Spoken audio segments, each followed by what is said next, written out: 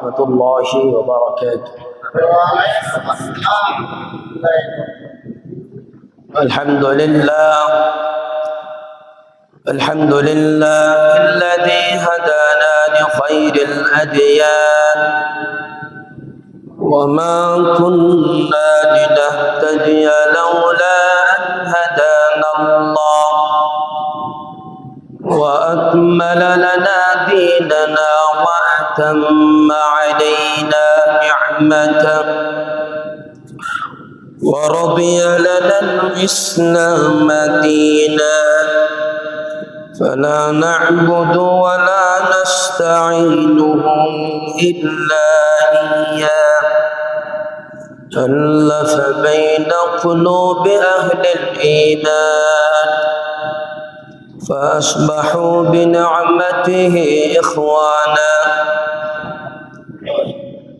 ونشهد أن لا إله إلا الله وحده لا شريك له ونشهد أن سيدنا وسندنا ونبينا وشفيعنا وحبيب ربنا وطبيب قلوبنا وأولانا ومولانا محمدا عبده ورسوله الذي أرسله الله تعالى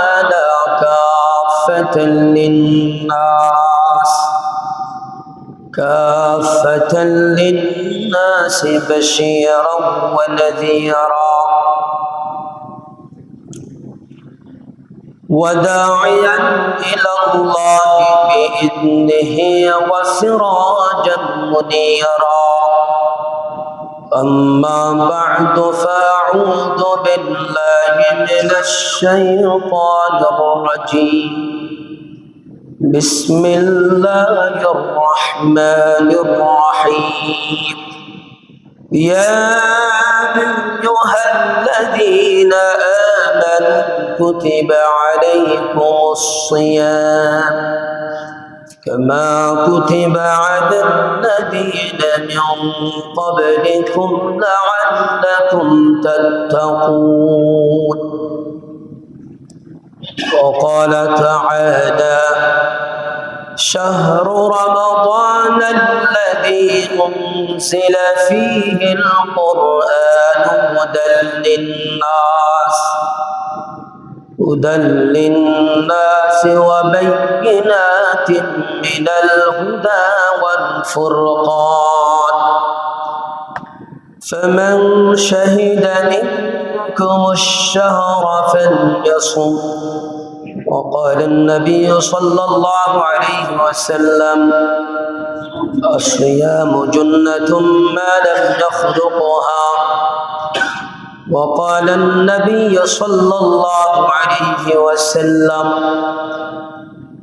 استكثروا فيه من 4 خصال أو كما قال عليه الصلاة والسلام صدق الله مولانا العظيم وصدق رسوله النبي الكريم ونحن على ذلك من الشاهدين والشاكرين والذاكرين والحمد لله رب العالمين سبحانك لا علم لنا إلا ما علمتنا إنك أنت العليم الحكيم شكر الدور الشريف اللهم صل على محمد وعلى آل محمد كما صليت على إبراهيم وعلى آل إبراهيم إنك حميد مجيد اللهم بارك على محمد وعلى آل محمد ما باركت على إبراهيم وعلى آل إبراهيم إنك حميد مجيد صدقت يا সাল্লাল্লাহু আলাইহি ওয়াসাল্লাম। উপস্থিত ঈমানি ভাইরা, আল্লাহ সুবহানাহু ওয়া তাআলার দরবারে লাখ কোটি শুকরিয়া। হৃদয়ের গভীর থেকে অবনত মস্তকে সেই মহান রব্বে কারীমের দরবারে, আলিশান দরবারে শুকরিয়া আদায় করছি, যিনি আমাদেরকে পুরা বছরের শ্রেষ্ঠতম মাস, সিয়াম সাধনার মাস মাহে রমজান মাসে প্রথম জুমায় আল্লাহ পাক তার দরবারে আমাদেরকে হাজিরি দেওয়ার সুযোগ করে দিয়েছেন। এই জন্য আমরা সকলে কালিমাতান শুকরিয়া আদায় করি হৃদয় থেকে, উচ্চ আওয়াজে বলে আলহামদুলিল্লাহ।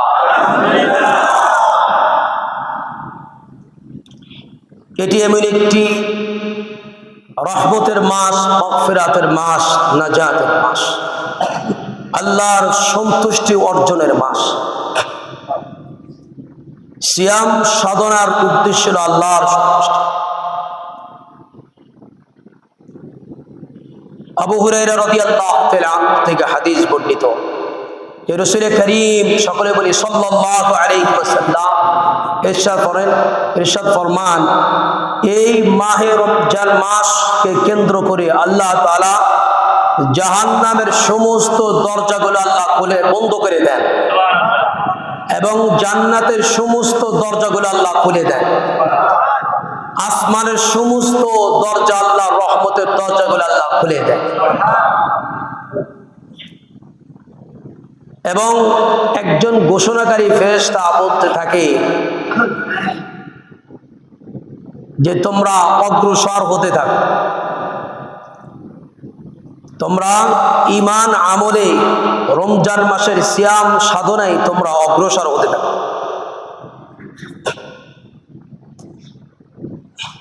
এটি এমন একটি মাস, যে মাস পেয়েও যদি আমরা সিয়াম সাধনার লক্ষ্য বস্তু, লক্ষ্য উদ্দেশ্য যদি অর্জন না করতে পারি, তাহলে বৃথা, ব্যর্থ। রাসূল করিম সাল্লাল্লাহু আলাইহি ওয়াসাল্লাম হাদিসে বলেছেন, হুজুর সাল্লাল্লাহু আলাইহি ওয়াসাল্লাম একবার তিনি মসজিদে মেম্বারের প্রথম সিঁড়িতে নবীজি কদম মোবারক, পা মোবারক রেখে বললেন আমিন। দ্বিতীয় সিঁড়িতে কদম মোবারক, কদম মোবারক রেখে, পা মোবারক থেকে নবীজি দ্বিতীয় সিঁড়িতে বললেন আমিন। তৃতীয় সিঁড়িতেও হুজুর সাল্লাল্লাহু আলাইহি ওয়াসাল্লাম তিনি পা মোবারক রেখে বললেন আমিন। সাহাবায়ে কেরাম রাদিয়াল্লাহু তাআলা আনহুম আজমাইন, তারা রাসূল করিম সাল্লাল্লাহু আলাইহি ওয়াসাল্লামকে এর কারণ জিজ্ঞাসা করলেন, রাসূলুল্লাহ আপনি তিনবার আমিন বললেন, কারণ কি? হুজুর সাল্লাল্লাহু আলাইহি ওয়াসাল্লাম ফরমালেন, আমার সাহাবী জিবরিল আমিন আমার কাছে এসেছিল, তিনি তিনটা দোয়া করেছেন। এক নাম্বার, জিবরিল আমিন বলেছেন, ওই ব্যক্তি রমজান পেল অথচ নিজের গুনাহ খাতা, নিজের অপরাধ আল্লাহর কাছে ক্ষমা করাইতে বলবো না, সে ধ্বংস হোক। আমি জিবরাইলের সাথে আমিও আমিন বলেছি, এর অর্থ আল্লাহ কবুল করে না। দ্বিতীয় ব্যক্তির জন্য দোয়া করেছেন, দ্বিতীয় দোয়া করেছেন, ওই ব্যক্তি ধ্বংস হোক যে আমার পবিত্র নাম মোবারক শোনা সত্ত্বেও আমার প্রতি দরুদ শরীফ পড়তে কার্পণ্যতা করলো, কৃপণতা করলো, ওই ব্যক্তি ধ্বংস হোক। আমি জিবরাইল আমিনের দোয়ার সাথে আমিও বলেছি আমিন, এর অর্থ আল্লাহ কবুল করে না। 3 নাম্বার হলো, জিবরাইল দোয়া করেছেন, ওই ব্যক্তি ধ্বংস হোক যে তার পিতামাতা দুজনকে পাওয়া সত্ত্বেও, অথবা দুজনে একজনকে পাওয়া সত্ত্বেও তাদের সেবা যত্ন খেদমত করে আল্লাহর সন্তুষ্টি লাভ করতে পারলো না, সেই ব্যক্তি ধ্বংস হোক। জিবরাইল আমিনের দোয়ার সাথে আমিও বলেছি। রাসূল করিম সাল্লাল্লাহু আলাইহি ওয়াসাল্লাম সতর্কবাণী উচ্চারণ করেছেন হাদিসে, রব্বা সাইমিন লাইসা লাহু মিন সিয়ামিহি ইল্লা জু'। নবীজি বলেন, অনেক রোজাদার এমন আছে যাদের রোজায় অনাহারে থাকা ছাড়া আর কোনো উপকার নেই। এমন কিছু লোক আছে যারা রাত্রি জাগরণ করে ইবাদত বন্দেগী করে, তো তাদের রাত্রি জাগরণ ছাড়া আর কোনো উপকার নেই, কারণ তারা অবৈধ পন্থায় অর্জিত সম্পদ দ্বারা ইফতার করলে এই রোজা আর নামাজ দ্বারা কি হবে?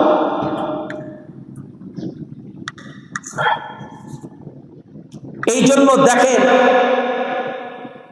হুজুর সাল্লাল্লাহু আলাইহি সাল্লাম হাদিসে বলেছেন, আসিয়ামু জুন্নাতুম মা লাম নাখরুকুহা, রোজা হলো ঢাল শুরু, ঢাল ঢাল। যুদ্ধের ময়দানে যেমন ঢাল, এগুলো শত্রু মোকাবেলার জন্য, আত্মরক্ষার জন্য ব্যবহার করা।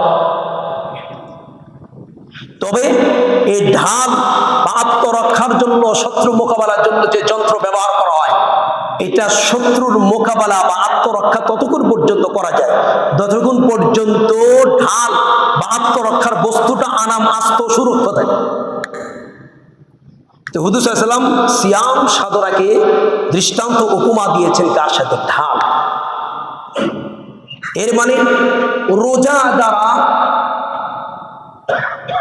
গুনাহ থেকে বিরত থাকা যায়, জাহান্নাম থেকে মুক্তি পাওয়া যায়। এটা সেই রোজা যে রোজা যতক্ষণ পর্যন্ত আনাম থাকে, আস্ত থাকে, পূর্ণাঙ্গ থাকে।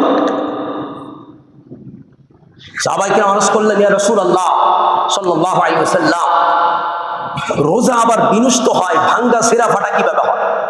হুজুর সাল্লাল্লাহু আলাইহি ওয়াসাল্লাম সবচেয়ে দুইটা বড় গুনার কথা বলেন, যে রোজা নষ্ট হয় মিথ্যা আর গীবত শিকায়েতের দ্বারা। শুধু এই দুইটা নবীজি মূল দুইটা বড় গুনার কথা বললেন জবানের জন্য। অর্থাৎ রোজা রেখে সব ধরনের গুনাহ থেকে বিরত থাকতে হবে, এইটাই হলো রোজার মুখ্য উদ্দেশ্য। আর আল্লাহ কোরআনে এই কথাই বলেছেন, গত জুমায় বলেছেন, এই কথার ধারাবাহিকতাই বলতেছে যে আল্লাহ তাআলা এই কথাই বললেন যে ঈমানদার, তোমাদের প্রতি যে আমি রোজার বিধান দিয়েছি, রোজা সিয়াম সাধনা যে ফরজ করেছি, যেভাবে তোমাদের পূর্ববর্তী লোকদের উপরে বিধান ছিল, এমনি না, অনাহারে থাকার জন্য নয়, লাআল্লাকুম তাত্তাকুন, যাতে করে তোমরা তাকওয়া মুত্তাকি পরহেজগারী হতে পারো তথা গুনাহমুক্ত জীবন একটা গঠন করতে পারো। এটাই হলো উদ্দেশ্য। তার মানে সিয়াম সাধনা যদি পবিত্রতা এবং তার লক্ষ্য এবং তার হক যদি আদায় না করা হয়, সিয়াম সাধনার উদ্দেশ্য ব্যর্থ হবে। তাহলে আমাদের অনাহারে থাকা যায়। আপনি একটা মাস আপ্রাণ চেষ্টা করেন সব ধরনের গুনাহ থেকে আপনি বিরত থাকেন, আপনার জীবনের চাবিকাঠি, জীবনের চাকা ঘুরে যাবে। কোন ইবাদতই আল্লাহ তাআলা বান্দা বান্দীকে কষ্ট দেওয়া উদ্দেশ্য না, ঠিক রোজার দ্বারা মানুষকে আল্লাহ কষ্ট দেওয়া উদ্দেশ্য হয়। যদি তাই হতো তাহলে তো আল্লাহ বলতেন এই সেহরি খাওয়া যাবে না, সেহরি খাওয়ার বিধান দিতেন না। অথচ সেহরি খাওয়া, বিলম্ব করে খাওয়া মুস্তাহাব, উত্তম, যে দেরি করে খাও। তাহলে বলতেন যে না, ইফতার করা যাবে না, অথচ বলা হয়েছে ইফতারের সময় হলে বিলম্ব না করা, জলদি ইফতার করা। সাহাবায়ে কেরাম, অনেক সাহাবী তো নবীজি সাল্লাল্লাহু আলাইহি ওয়াসাল্লামের কাছে অনুমতি চাইতেন, ইয়া রাসূলুল্লাহ, আপনি আমাদেরকে অনুমতি প্রদান করেন, আমরা একাধারে 2 দিন রোজা রাখি। অর্থাৎ আজকে সাহারি খাবো, পরের দিন কালকে সাহারি খাবো না, ইফতার কিছুই খাবো না, একেবারে 3য় দিনে আমরা ইফতার করব। হুজুর সাল্লাল্লাহু আলাইহি ওয়াসাল্লাম আল্লাহর তরফ থেকে অনুমতি আসে বলে অনুমতি দিতেও পারেন না। নবীজি আল্লাহর অনুমতি ছাড়া, আল্লাহর হুকুম ছাড়া নবীজি তো কোনো কিছু করতে পারেন না, বলতে পারেন। ওমা ইয়ানতিকু আনিল হাওয়া ইন হুয়া ইল্লা ওয়াহী ইউহা। যে আল্লাহর উদ্দেশ্য, সিয়াম সাধনার উদ্দেশ্য মানুষকে না খাওয়া মারানো, ক্ষুধার্ত অনাহারে থাকা, গুনাহমুক্ত পবিত্র একটা জীবন গঠন করা, একটা পবিত্র জীবনের সূচনা করাই হলো রোজার উদ্দেশ্য। আর যদি রোজার যদি পরিপূর্ণ হকই যদি আদায় করতে পারি, চোখের গুনাহ, জবানের গুনাহ, কানের গুনাহ, সব ধরনের গুনাহ থেকে, রোজা থেকে যদি বাঁচতে পারি, তাহলেই এই রোজা আমাকে জাহান্নাম থেকে বাঁচাবে, এই রোজা আমাকে গুনাহ থেকে বাঁচাবে, এই রোজাই মানুষের প্রতি সহানুভূতি শিখাইবে, এই রোজাই আমার জন্য জান্নাতের যে দরজা খোলা রাখছেন এই রোজাদারের জন্য। জাহান্নামের দরজা বন্ধ রেখেছেন এই রোজাদারের জন্য, যারা সব ধরনের গুনাহ থেকে বেঁচে থাকে।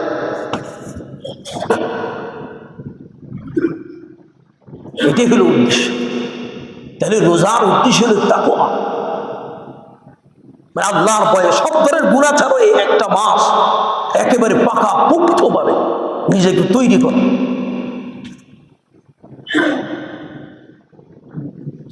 যে এই আল্লাহর ভয়, গুনাহ থেকে বেঁচে থাকাই, গুনাহ থেকে বেঁচে থাকা অর্থাৎ গুনাহমুক্ত জীবন। আর মানুষের সবচেয়ে জীবনের ধ্বংস হলো মানুষকে গুনাহই মানুষকে ধ্বংস, অন্তর জাহিরে সব ধ্বংস।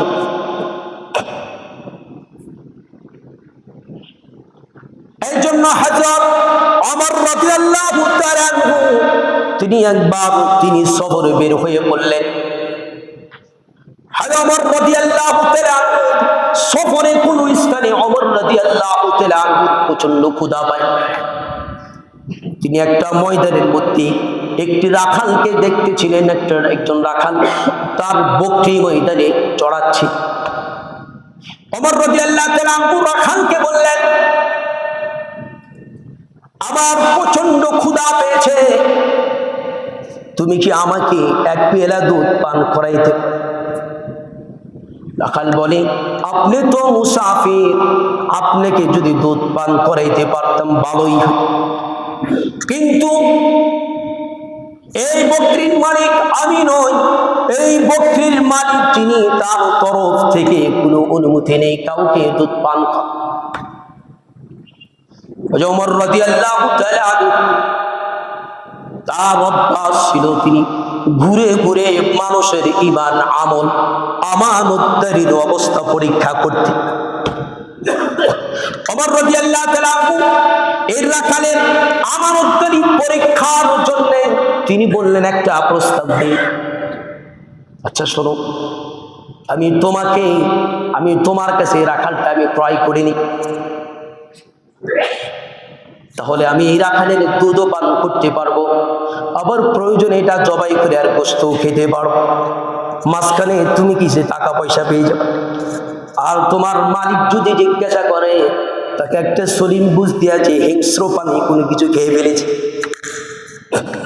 তখন রাখাল বলে, ইয়া হাদা ফাইনাল্লাহ, ওগো আল্লাহর বান্দা, তাহলে আল্লাহ কোথায়? আল্লাহ কি দেখতেছেন না? এটাই হলো সিয়াম সাধনার শিক্ষা। সদা সর্বদা আল্লাহর ভয় কাজ করবে, আর এই জিনিসটা রমজানে শিক্ষা দিবে।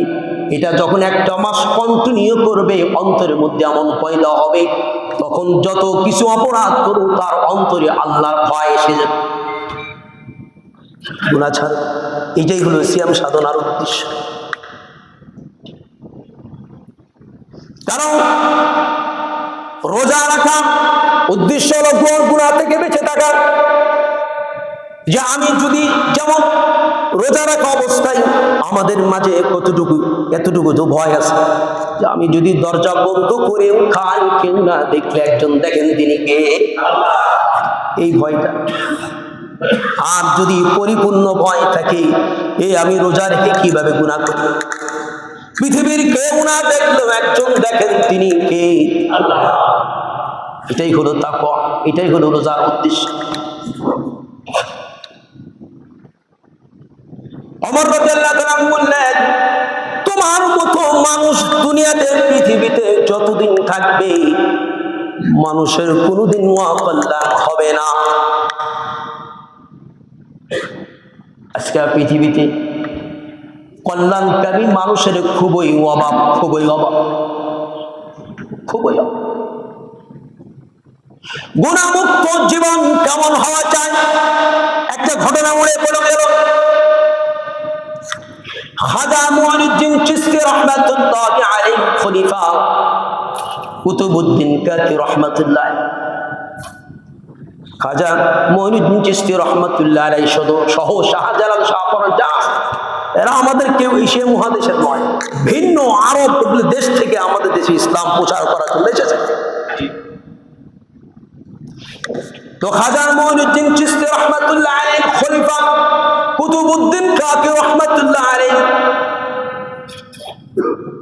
তিনি যখন তার ইন্তেকালের পূর্বে তার সন্তান সন্ততি এবং তার খলিফা বর্গদেরকে একটা ওসিয়ত করে যান যে বাবা, আমি মারা গেলে যে কাউকে দিয়ে আমার জানাজা নামাজ পড়াইবা না,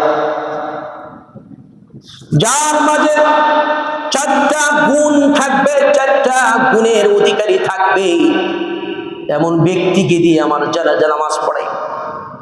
যদি না পাও তাহলে তোমরা বিনা জানাজা আমার দাফন করে। 4টা গুণকে 1 নাম্বার হলো যার মাঝে যিনি জীবনে কোনোদিন তাকবীরুল্লাহ যার ছোটে নাই, 1 নাম্বার এমন ব্যক্তি। 2 নাম্বার হলো যার জীবনে তাহাজ্জুদের নামাজ কাজা হয়নি, 2। 3 নাম্বার হলো যে ব্যক্তি কোনোদিন বেগারা নারীর দিকে কুদৃষ্টিতে নজর পড়ে নাই। 4 নাম্বার হলো যার জীবনে আসরের পূর্বের সুন্নত ছোটে নাই, কাজা হয়নি। যে ব্যক্তির মাঝে 4টা গুণ থাকবে, এই ব্যক্তি আমার জানাজা নামাজ পড়াবে ওসিয়ত করে গেল। কুতুবউদ্দিন কাকি রহমাতুল্লাহি আলাইহি তিনি ইন্তেকাল করলেন। বিখ্যাত বুজুর্গ খাজা মুঈনুদ্দিন চিশতি রহমাতুল্লাহি আলাইহি খলিফা, এমন ব্যক্তি ইন্তেকাল করেছে, কত মানুষের সমাগম আর তো বলা অপেক্ষা রাখে। বিশাল ময়দানের মাঝে লাশ সামনে দাঁড়িয়ে তার খলিফা ঘোষণা দিলেন যে হুজুর আমাদেরকে এই ওসিয়ত করে গেছে, এই 4টে গুণ যার মাঝে থাকবেন উনি একটু মেহেরবানি করে সামনে আসেন, জানাজা পড়াইবেন। মুরাদ জানাজা ময়দান, সমস্ত মানুষ কাতার বন্ধু হয়ে স্থির স্তব্ধ, সবাই মাথা নিচু করে আছে। আরে এমন গুণ কার আছে? তাকবীরুল্লাহ তো দূরের কথা, আমাদের জীবনে কত নামাজ কাজা হয়েছে হিসাব ছাড়া, কারণ ছাড়া। জীবনে কত রোজা ছেড়েছি কারণ ছাড়া, অনার্থ। কেউ কেউ তো এমন আছেন ভাই, হুজুর ক্ষুধায় আর থাকতে পারি না, এটা একটা কারণ হইল।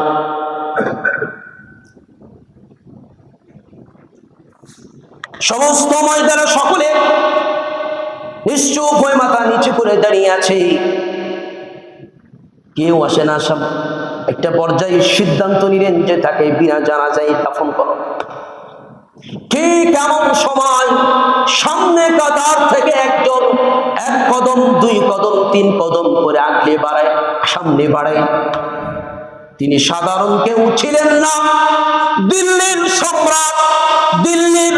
কারণ ওই সময় ভারত উপমহাদেশে মুসলমানরা শাসন করেছে, একজন শাসন করত, ওই সময় দেশ ভাগ ছিল।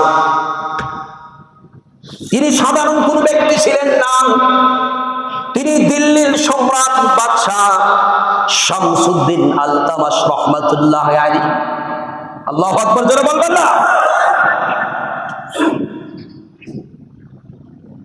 তিনি কুতুবউদ্দিন কাকি রহমাতুল্লাহ আলাইহি লাশটাকে চুম্বন করে বললেন, ওগো আল্লাহর ওলি, তুমি নিজেও আল্লাহর ওলি, তোমার ইবাদত গোপন কইরা গেল, আর তুমি আমার ইবাদত মানুষের সামনে প্রকাশ করো। মনে রাখতে হবে, মানুষ দুনিয়াতে নেক আমল আল্লাহর জন্য করলে যত গোপনে করুক, আল্লাহ সেটা মানুষের সামনে প্রকাশ করে সম্মানিত করবে। আর মানুষ অন্যায় অপরাধ যত গোপনেই করুক না কেন, যত দামাচাপা দিক, আল্লাহ তারে সুযোগ দিতে দিতে একটা সময় আল্লাহ তারে তার অপরাধ জনসম্মুখে প্রকাশ করবেই। ভালো কাজ আল্লাহ প্রকাশ করবেন ইজ্জতের জন্য, খারাপ কাজ প্রকাশ করবেন তাকে সংশোধন করার জন্য আল্লাহ করবেন। এরপরে যদি সংশোধন না হয়, ওর কপালে ও ঝাড়ু পিটায়, আল্লাহ কিচ্ছু আসে যায়। তাহলে চিন্তা করে, একজন সম্রাট প্রেসিডেন্ট ছিলেন যার জীবনে কোনোদিন তাকবীরুল্লাহ ছোটে নাই, যার জীবনে কোনোদিন তাহাজ্জুদের নামাজ কাজা হয়নি, যার জীবনে কোনোদিন এগারা নারীর দিকে কুদৃষ্টিতে তাকায়, যার জীবনে আসরের পূর্বের সুন্নতের কোনোদিন কাজা হয়। আমরা অত দূরে যাব না। আমরা যার কিতাব পড়ি, ফতুয়া আলমগীরের নাম অনেকে শুনেছেন, বাদশাহ আলমগীরের নাম শুনেছেন। তিনি অনেক বড় আলেম ছিলেন। তার তত্ত্বাবধানে একটা ফতুয়া কিতাব লেখা হয়েছে। তিনি বাদশাহ ছিলেন। তার নিজ খরচে অসংখ্য ওলামায়ে কেরামকে পরিচালিত করতেন শুধু দ্বীনি কাজের জন্য। তার মানে আজকে এই পৃথিবী থেকে আমাদের অপরাধ, আমাদের নাফরমানি, আমাদের গুনাহের কারণে নাফরমান, বেঈমান, শৈলাচার, জালেমরা আমাদের উপরে চেপে পড়েছে। নতুবা একটা সময় ইতিহাস বলে এই পৃথিবী ঈমানদার নেককাররা শাসন করেছে। আবার যদি আমরা গুনাহমুক্ত জীবন গড়তে পারি, আবার সেই স্বর্ণের পৃথিবী মুসলমানের হাতে আসবে। কোন বেঈমান, জালেম কোনদিন শাসন ব্যবস্থা করতে পারবে না। আমাদের কারণে, আমাদের ইতিহাস আমাদের সামনে। রমজান উদ্দেশ্যে তোমার পবিত্র জীবন গঠন, অন্য উদ্দেশ্য নয় মানুষকে কষ্ট দেওয়া। বিশেষ করে আমি বারবার বলি, আমাদের দ্বারা, আমার দ্বারা, আপনি সকলের দ্বারা চোখের গুনাহ, একটা করে চোখের গুনাহটা বেশি। এটাকে আমরা মামুলি কিছুই বলি, আমরা আনন্দের সাথে, মজার সাথে দেখতে থাকি। রাস্তাঘাটে হোক, মোবাইল হোক, যেভাবে কোশ্চেন কারণ এক নম্বর হলো চোখের গুনাহ থেকে বাঁচতে না পারলে আপনি কোনো ইবাদতে মজা পাবেন না, কোনো দিন না। আপনার অন্তরে মরিচা, লোহার মরিচা মতো দাগ হয়ে যাবে, ভালো লাগবে না। আপনি গুনাহ থেকে বাঁচবেন, গুনাহ থেকে বিরত থাকবেন। আপনার খাবার নেই, কিছু নেই, আপনি অস্বস্তি আসবেন। আল্লাহর শুকরিয়া আসবে সবসময়। আল্লাহ যে হালত রেখেছ, আলহামদুলিল্লাহ, আমি এটারও উপযুক্ত না। আমরা প্রত্যেকে নিজেকে যদি প্রশ্ন করি, আমরা যে গুনাহ করি, যে নাফরমানি করি, যে অপরাধ করি, আল্লাহর কোন দয়া, আল্লাহর কোন নিয়ামত পাওয়ার কোন উপযুক্ত। আমরা জীবনে এই আল্লাহ যে ছাদের কুদরতি ছাদের আসমানের নিচে থাকি, কোনদিন ভাড়া দেওয়া লাগে, কেউ হিসাব দিতে পারবো? জীবনে কত গ্লাস পানি পান করেছি, এই যে অক্সিজেন দিচ্ছে অহরহ ফ্রি, সূর্যের আলো দিচ্ছেন, এর দ্বারা কত নিয়ামত আল্লাহ তৈরি করতেছে। আল্লাহ আমাকে সুস্থ মানুষ বানাইছে। এক একটা নিয়ামত নিজের মতো প্রশ্ন করলেই তো হিসাব আসে, আমি কিভাবে আল্লাহর নাফরমানি আমি কিভাবে, তো আল্লাহর নাফরমানি কিভাবে। এই জন্য সব সময় সিয়াম সাধনার উদ্দেশ্য যদি ব্যর্থ হয়, তাহলে সিয়াম সাধনার এর বরকত, মাগফিরাত, নাজাত কোনটাই পাবে না, সব থেকে বলছে। তাহলে রাসূলের হাদিসে ওটাই হবে যে ওই ব্যক্তি ধ্বংসক যে সিয়াম সাধনা রমজান পেল, এরপর নিজের গুনাহ কাদা মাফ করাইতে পারলো না, গুনাহ থেকে বাঁচতে পারলো না, গুনাহ থেকে বিরত থাকার জীবন গঠন করতে পারলো না, সে ধ্বংস। তাহলে আমরা ধ্বংসের মধ্যে পড়ে যাবো।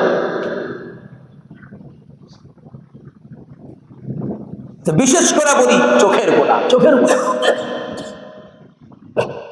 এই জন্য বুজুর্গানে দিন বলেন, চোখের গুনাহ এমনই একটা সিরিয়াস, এমনই একটা গুনাহের আক্রান্ত জায়গা যে এখান থেকে অন্যান্য গুনাহের উৎপত্তি হয়।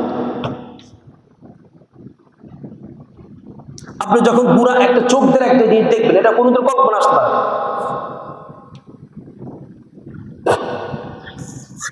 এরপরে জবানকে হেফাজত করা। তো এইভাবে দেখে, তো রমজান মাস এক হলো আমাকে সব ধরনের গুনাহ থেকে বিরত থাকতে হবে, এটাই হলো রোজার উদ্দেশ্য, এটাই হলো রোজার হক। সারাদিন সব দিন রাত সব ধরনের গুনাহ থেকে বিরত থাকতে হবে। দিনের বেলায় তো রোজা পালন করবই যথাযথভাবে, এরপরে যারা কোরআন তেলাওয়াত করে, কোরআন তেলাওয়াতের অভ্যাস করে। কারণ কোরআন তেলাওয়াত এমন একটি স্পেশাল আমল, এই কোরআন তেলাওয়াত যে যত বেশি করবে তার অন্তরে মরিচা তত গোচন হবে। কারণ কোরআন যখন যে তেলাওয়াত করে তখন সে সরাসরি কার সাথে কথা বলে? আল্লাহর কালাম, আল্লাহর সাথে কথা বলছে। এটা থেকে আমরা বলছি আমাদের এইভাবে রোজা যায়, রোজা রাখি, গুনাও করি, আবার আমল যতটুকু করি এই গুনাহ দিয়ে বুড়িয়ে যায়। আর কোরআন তেলাওয়াত তো অনেকে ভাই জানি, অথচ আল্লাহ তাআলা কোরআনে বলতেছে শাহরু রমাদানিল্লাযী উনজিলা ফীহিল কুরআন, এই রমজান মাসে আল্লাহ কোরআন নাযিল করেছেন। এই রমজান মাস কোরআনের মাস, সারা বছরই তো তেলাওয়াতের আমল থাকে, বিশেষ করে যেহেতু এটা কোরআনের মাস, এটা তেলাওয়াতের ব্যাপারে আরো বেশি সময়। কারণ রাসূল করিম সাল্লাল্লাহু আলাইহি সাল্লাম এই রমজান মাসে জিবরিল আমিনের সাথে দাওয়াত করতে নবীজি পুরো কোরআন জিবরিল আমিনকে শোনাইতেন, জিবরিল আমিন পুরো কোরআন নবীজিকে শোনাইতেন। সুবহানাল্লাহ, বুখারী শরীফ। যার প্রতি আল্লাহ কোরআন নাযিল করেছেন। এরপরে আরেকটা আমল আছে, ইস্তাগফিরু ফীহি মিন আরবা'i খিসাল। দেখেন কোরআন তেলাওয়াতের আমলের কথা হুজুর সাল্লাল্লাহু আলাইহি সাল্লাম, সাহাবায়ে কেরাম এবং তাবেঈন, বুজুর্গানে দ্বীন, আমাদের বড়দের আকাবের তাদের ঘটনা শোনায় দিন অনেক সময়। যে হুজুর সাল্লাল্লাহু আলাইহি সাল্লাম তো এমনও ছিল যে আল্লাহ 2 রাকাত নামাজে নবীজি পুরো কোরআন বলেন, যে নবী নিষ্পাপ মাসুম। সাহাবা কেরাম যে পায়ের মধ্যে তীর বিচ্ছে খুলতে পারে না কেউ, কিন্তু নামাজের মধ্যে এত লম্বা কোরআন তেলাওয়াত করতেন যে তার পায়ের ভিতরে যে তীর ঢুকেছে এটা খুলতে টেরও পাইত। জিজ্ঞাসা করা হলে বলে কি বাবা তুমি বুঝতে পারো? বলে আরে আমি তো কোরআন তেলাওয়াতে এমন মজা পেয়ে গেছি, আমার তো এটা শেষ না করা পর্যন্ত আমার মনে শান্তি আসে। শাইখুল হাদিস জাকারিয়া সাহেব রাহমাতুল্লাহ আলাইহি, যিনি আমাদের ভারত উপমহাদেশে শাইখুল হাদিস নামে পরিচিত, এত বড় আলেম ছিলেন। উনি প্রত্যেক রমজানে 7 খতম কোরআন, দিনের বেলা 1 খতম আর রাত্রে 1 খতম, তাহলে 2 খতম 60 খতম, 52 60 খতম 29 যদি মাস। আমি অত দূর যাব না, আমার দেখা আমি আল্লাহ পাক আমাকে যে ওস্তাদ হাফেজ বানাইছেন, ওস্তাদ ছিলেন জন্ম অন্ধ। আমি সচক্ষে দেখতাম হুজুরকে প্রত্যেক রমজানের শেষ দশকে বেজর রজনীতে 1 খতম করা বছর নামাজে। যে এগুলো হলো তেলাওয়াত অত্যন্ত গুরুত্বপূর্ণ। এটা থেকে আমরা 95-90% মুসলমান বলছি। এক কথা যারা পারি এদের মাঝেও আছে অসুবিধা, অনেক অসুবিধা, ভুলের শেষ। আরে ভাই শেখার ক্ষেত্রে অহংকার করা ঠিক নয়, শেখার করতে লজ্জা না। আমাদের এক উস্তাদ বলতেন যে শিক্ষার ক্ষেত্রে শেখার ক্ষেত্রে লজ্জা করা এটা কিবির, অহংকার। আরে কেউ তো মায়ের পেট থেকে শিখে আসে। আমি একদিন অজানা ছিলাম, আমিও ওস্তাদ ছিলাম, সিস্টেমই এমন। মুহাম্মদ রাসূলুল্লাহ সাল্লাল্লাহু আলাইহি ওয়াসাল্লাম শিখেছেন আল্লাহর কাছে, হুজুর সাল্লাল্লাহু আলাইহি ওয়াসাল্লামের কাছে শিখেছেন সাহাবায়ে কেরাম। এইভাবে ধারাবাহিকভাবে তো কিয়ামত পর্যন্ত চলে। কোনো কিছুই তো মানুষ মায়ের পেট থেকে শিখে আসে। তো এই ক্ষেত্রে কেন আমরা লজ্জা করবো ভাই? যে কোনো করে শিখতে পারেন, এখন চেষ্টা করেন, সময় দেন না। এটা আবার বলে আমাদের মসজিদে একদম ফ্রি বয়স্কদের জন্য কোরআন তালিমের শিক্ষা ব্যবস্থা আছে। আপনার সময় দেন, সারা বছরই শিখানো হচ্ছে, রমজান মাস না। আলহামদুলিল্লাহ অনেক বয়স্ক আছে, অনেকে মাশাআল্লাহ 80% শুদ্ধ হয়েছে। আপনি চেষ্টা করেন না। এই জন্য শেখার ক্ষেত্রে কোনো লজ্জা নেই। শেখার ক্ষেত্রে লজ্জা করা হলো অহংকার। নিজেকে প্রশ্ন করি, আমি একটা জিনিস জানি না, তো আপনি একমাত্র মহাজ্ঞানী কে? আল্লাহ। ওমা উতিতুম মিনাল ইলমি ইল্লা কলিলা, কোরআনের কথা। আল্লাহ যা দিয়েছে একেবারে সামান্য। যে মহাসমুদ্রে মাঝে একটা সুই ডুবানোর পর যতটুকু পানির ফোঁটা পড়ে ততটুকু সমস্ত সৃষ্টির মাঝে আল্লাহ জ্ঞান দিয়েছেন। তাহলে আল্লাহ কত মহা জ্ঞান। আমরা শিখতে কিসের লজ্জা? অত চিন্তা করেন না, কোরআন তেলাওয়াত শুদ্ধ না হলে নামাজ হবে না। আমরা যাই না শুনে কেন নামাজ ভঙ্গের কারণ আমরা করতেছি? অশুদ্ধ তেলাওয়াত নামাজ হবে না।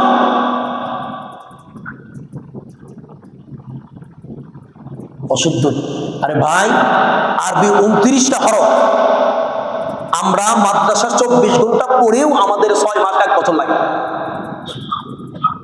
আর আপনি আধা ঘন্টা সময় দেবেন, একটু সময় লাগবে না? আবার দ্বিতীয় বয়সের একটা বিষয় আছে, অল্প বয়সের একটা জড়তা থাকে না, বয়স হলে একটু জিহ্বা স্বাভাবিক। আল্লাহ কোরআনে বলে যে মানুষের বয়সের সাথে সাথে আমি অনেক পরিবর্তন ঘটাই, পার্থক্য আসে, স্মৃতিশক্তি কমে যায়, না না। তো বিশেষ করে এই কথাই বলি ভাই, আমার কোরআন তেলাওয়াত শুদ্ধ না হলে আপনার খুব নামাজ ইবাদত বন্দেগী কবুল হবে না, নামাজ হবে না। এই ব্যাপারে অত্যন্ত গুরুত্ব দিই। আমার দায়িত্ব থেকে আমি বললাম, আমার কাজ হলো মানুষকে দাওয়াত দেওয়া, পৌঁছানো, মানা না মানা, করা না করা আপনি। এরপরে সংক্ষেপে বলি, এরপরে রাসূল কারীম সাল্লাল্লাহু আলাইহি সাল্লাম ইস্তাগফিরু ফীহি মিন আরবা'i খিসাল, রমজান মাসে 4টা আমলের কথা বিশেষভাবে বলেছেন রাসূল কারীম সাল্লাল্লাহু আলাইহি সাল্লাম। সারা মাসই করবে, সারা বছরই করবে, বিশেষ করে রাসূল কারীম সাল্লাল্লাহু আলাইহি সাল্লাম বলেছেন 4টা বিশেষ আমল আছে যেটা সব সময় করবা, কিন্তু বিশেষ করে রমজান মাসে বেশি বেশি করবা। এই 4টা আমলের মধ্যে 2টা আমল এমন আছে যে 2টা আমল করলে আল্লাহ সন্তুষ্ট হয়ে যান, আর 2টা আমল এমন আছে যেটা ছাড়া কোনো গতি নেই। যে 2টা আমল করলে আল্লাহ খুশি হয়ে যান, এর মধ্যে 1 নাম্বার হলো বেশি বেশি কালেমা পড়া। কালেমা তয়্যিবাও হতে পারে, যেমন কালেমা তয়্যিবা লা ইলাহা ইল্লাল্লাহ, লা ইলাহা ইল্লাল্লাহ, লা ইলাহা ইল্লাল্লাহ, এর কালেমা তয়্যিবা। আবার মাঝে মাঝে পূর্ণাঙ্গ কালেমা পড়া, লা ইলাহা ইল্লাল্লাহু মুহাম্মাদুর রাসূলুল্লাহ সাল্লাল্লাহু আলাইহি ওয়াসাল্লাম, এর কালেমা তয়্যিবা। অথবা কালেমা শাহাদাত পড়া, আশহাদু আল্লা ইলাহা ইল্লাল্লাহু ওয়াহদাহু লা শারীকা লাহু ওয়া আশহাদু আন্না মুহাম্মাদান আবদুহু ওয়া রাসূলুহু। এটা বেশি বেশি যে কালেমা পড়বে তার প্রতি খুশি হয়ে যাবেন কে? 2 নাম্বার হলো যে বেশি বেশি ইস্তেগফার করে, বেশি বেশি তওবা, মানে যে বেশি বেশি আল্লাহর কাছে মাফ চায়, যে আল্লাহর কাছে ক্ষমা চায় তার প্রতি খুশি হন কে? আল্লাহ। এর যে শ্রেষ্ঠ চাওয়া পাওয়ার হতে পারে, আল্লাহর কাছে ক্ষমা চাওয়া সবচেয়ে বড় চাওয়া, আল্লাহর কাছে ক্ষমা পাওয়া জীবনের সবচেয়ে বড় পাওয়া। কথা বুঝে আসছে? এই জন্য আমরা এবার করতে পারি আস্তাগফিরুল্লাহ আস্তাগফিরুল্লাহ, এবার করতে পারি। এটা অর্থ আল্লাহ আপনার কাছে আমি মাফ চাই, আপনার কাছে আমার জীবনের ছোট বড় সব গুনাহ থেকে, সব অন্যায় থেকে আপনার কাছে মাফ চাই, আপনি আমারে মাফ করে দেন, আপনি আমারে মাফ করে দেন। ভাই যেহেতু একটু সময় দিতে আমলটা শেষ করতেছি, যেহেতু দুপুরে তার খানা নেই, এই ইস্তেগফার বেশি বেশি দিল থেকে একদম সত্য একই বিশ্বাসের সাথে এইভাবে চাওয়া, ইয়া আল্লাহ, অথবা বাংলা বলতে আল্লাহ আপনি আমাকে ক্ষমা ছাড়া আর আমার কেউ নেই, আপনি যদি আমারে ক্ষমা না করেন আমি ধ্বংস হয়ে যাব। আপনি এইভাবে চান, আল্লাহর কাছে এইভাবে কান্নাকাটি করে একা একা গোপনে বসে যেভাবে হোক, আল্লাহ তো সব অবস্থায় শোনেন, সব সময় আপনি ডাকেন যে আল্লাহ আমি অন্যায় করেছি, আমি লজ্জিত, আমি অপরাধী, কোনো সন্দেহ নাই, কিন্তু তুমি ছাড়া ক্ষমাকারী তো নেই। তুমি যদি ক্ষমা না করো আমি তো ধ্বংস, আর তুমি ক্ষমা না করলে আমি যাবো কোথায়? আর তুমি ক্ষমা না করলে আমি যাবো কোথায়? এভাবে আপনি তওবা করেন, আল্লাহ মাফ চান। এই 2টা আমল বেশি বেশি কালেমা, বেশি বেশি ইস্তেগফার। আর 2টা আমল এমন যেটা, যে 2টা আমল না কোনো গতি নেই, এটা হলো বেশি বেশি সবসময় তো চাওয়া, আল্লাহর কাছে জান্নাত চাওয়া। আল্লাহ আপনার কাছে জান্নাত চাই ইমানদার, কারণ আমাদের আদি আবাসস্থল, আমাদের আদি বসস্থান হলো জান্নাত। আমাদের পিতা ঠিকানা কোথায়? জান্নাত।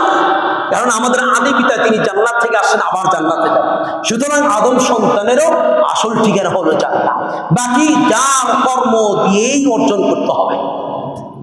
এই জন্য আল্লাহর কাছে বেশি বেশি জান্নাত চাও, আল্লাহ আপনি আমাকে জান্নাত দান কর, জান্নাতের তালিকায় আমার নামটা বসা আল্লাহ। আর বেশি বেশি জাহান্নাম থেকে মুক্তি চাওয়া, আল্লাহ আমাকে জাহান্নামের খাতা থেকে নাম কেটে দেন, জাহান্নামের খাতা থেকে নাম কেটে দেন। কারণ এই জাহান্নামের নিকৃষ্ট জায়গা কোনোদিনই বরদাস্ত করতে পারবো না, কোনোদিন না, কোনোদিন না। দুনিয়ার কষ্ট সহ্য করতে পারি না, দুনিয়ার সামান্য ব্যথা বেদনা সহ্য করতে পারি না। আর যে জাহান্নামের কষ্টের কোনো তুলনা নেই, অবর্ণনাতীত, যার কোনো বিবরণ, যা অকল্পনীয়, যার কষ্ট সীমাহীন কষ্ট, যা যে কষ্ট তীব্র থেকে তীব্র থেকে তীব্র থেকে বাড়তেই থাকে। জাহান্নামের কষ্ট কোনো লাঘব হবে না, কোনোদের কষ্ট হালকা হবে না। তাহলে এই চারটে আমল আমরা কমাস করি। এখন আমরা কোরআন শিখবো, যারা পারি না শুদ্ধভাবে শিখবো, জরুরি ফরজ। আর হলো বেশি বেশি কালিমা পড়বো, বেশি ইস্তেগফার করবো, আল্লাহর কাছে মাফ চাবো, আল্লাহর কাছে জান্নাত চাইবো, আল্লাহর কাছে জাহান্নাম থেকে মুক্তি চাবো। আল্লাহ তাআলা এইভাবে তাহলে আমরা সব ধরনের গুনাহ থেকে নিজেকে কন্ট্রোল করব, নিজেকে আপ্রাণ চেষ্টা করব যে আমি যেন গুনাহ থেকে বাঁচার একটা সাধক হতে পারি, গুনাহ থেকে বাঁচার একজন সাধনা করে যেন সাধক হতে পারি।